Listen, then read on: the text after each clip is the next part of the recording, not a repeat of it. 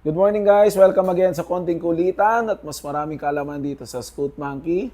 Now, what we have here is a 2024 Primavera. Nabigyan ko kayo ng konting storya kung bakit nandito to ngayon sa akin.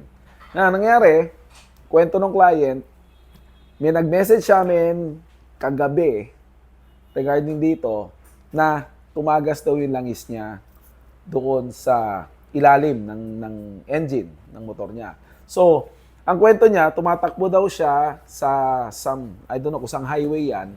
Then may natamaan yata siyang bato. And then tumama doon, unfortunately yung bato tumama doon sa ilalim ng oil filter.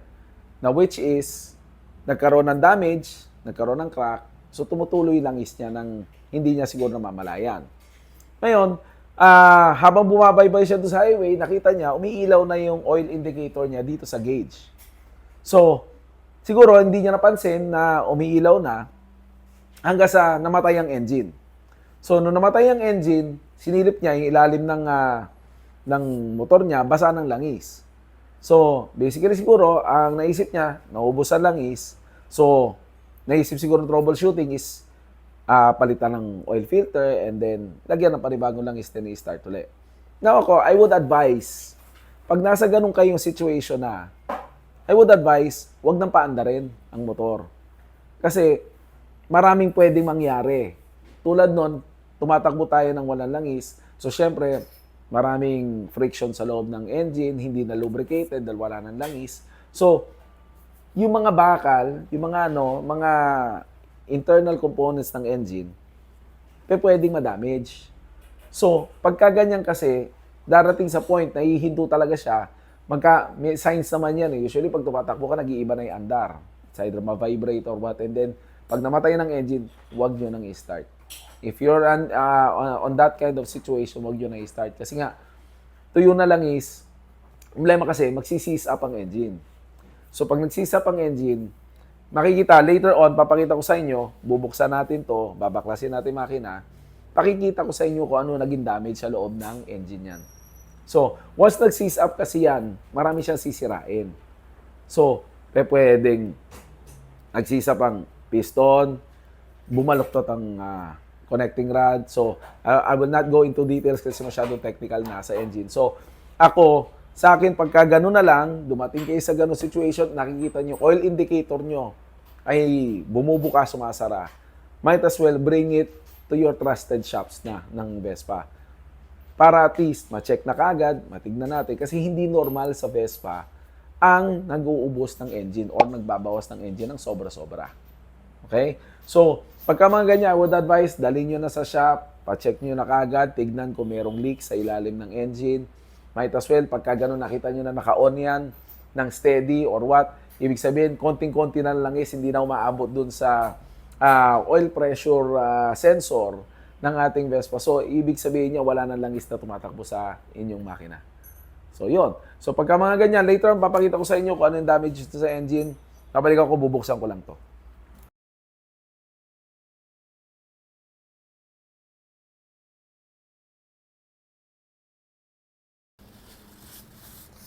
So, eto na nga guys, nabuksan na natin yung engine. Makikita niyo, papakita ko sa inyo mga damages na nangyari doon sa pagka-seize up ng engine natin. Unang-una, yung mga valve guides na ito, yung mga tumabingi na lahat, pati yung mga valves niya. Kasi nga, because of the friction, wala na siyang langis, tumabingi lahat ng valves. So, isa sa mga papalitan natin, or i-repair tong head. And then, eto, pakita ko sa inyo to. Nakita nyo tong connecting rod natin. Ito yung connecting rod. Ito yung connecting component para doon sa ating piston. Kita nyo, stack up na. Hindi na siya magalaw. Ito. Kasi, dahil nga sa friction, nasunog na yung connecting rod, nanikit na siya doon sa ating crankshaft. Or yung tinatawag na sigunyal. Yan. So, wala tayong gagawin dito. Wala tayong choice, kundi tear down natin ang engine, papalitan ng bagong crankshaft, bagong piston and piston ring, head, and then check ko pa tong ating block kung meron na ring naging tama. Dahil since nga, wala nang langis na umaakit dito, so basically, pagka umaandar ang ating, dito yung nakapasok sa piston. So, basically, susunugin niya rin to, sisirain yung mga piston rig. So, titignan ko kung may gas-gas yan later on.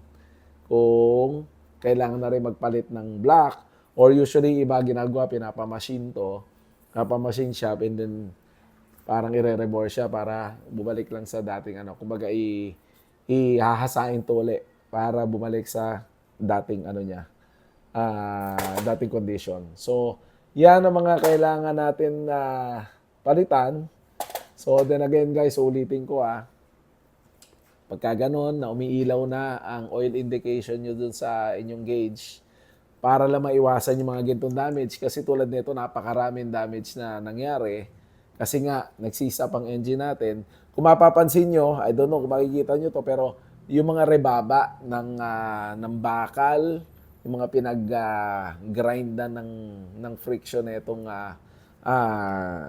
engine component dito sa loob, yan na yun. Diyan na napunta lahat. So, wala tayo talagang pwedeng gawin dito kundi tear down natin, lilinisin lahat, iaayos ulit lahat ng oil seals, lahat ng gaskets, mga tulad nito, mga ganyan. Hindi na kasi natin to pwede ibalik ng as it is. Kasi once tinanggal natin to, pag hindi natin pinalitan yung mga yan, nagsisimula yan, pinagmumulan ng mga tagas na langis. So, might as well, pagka binaba na natin yung mga yan, dapat palitan na lahat. Lahat ng gaskets, lahat ng seals, papalitan na. So, totally, pagkatapos nito, once na nagawa na yan, may break-in period to ulit. And then, ayun na, parang good as brand new na ulit ang engine nyo kasi nabago na halos lahat ng internals or lahat ng engine components sa loob. So, yan, para again, ulitin ko para maiwasan lang natin mga ginto kasi nakakalungkot to yung mga gintong sitwasyon. Ako, nalulungkot ako for the Vespa kasi sayang yung unit That's, I think, 2024 model, and then, di ba, ibababa na kagad yung makina. So, masyado siyang bata. Masyadong bata para sa gentong procedure. So, yon. At least nakita nyo na, i-rebuild natin itong engine ulit, iaayos natin. Then, afterwards na ito, siguro, it will take me about, I don't know, pinakamabilis na siguro to 4 or 5 days para matapos lahat to. And, ayun, at least nakita nyo na kung ano yung damages na pwede mangyari pag wala ng langis or natutuyan kayo ng langis sa inyong mga Vespa. So, hopefully, may natutunan kayo ngayon sa video na to. And it's a simple awareness. Konting, akala nyo, konting bagay lang yung oil indicator na umiilaw na yon. Medyo malaking damage yan pagka yun ang nangyari. So, hopefully, may natutunan kayo sa video na to. I will see you on our next video. Papakita ko to pagka umandar na. Ibigyan ko kayo ng update siguro. I don't know, on our next video. Bahala na kung ano. Pero papakita ko sa inyo na umaandar na to after namin magawa. So, thank you for watching guys. And see you on our next video ulit. Sa konting kulitan at mas maraming kaalaman dito sa Scoot Monkey. Thank you.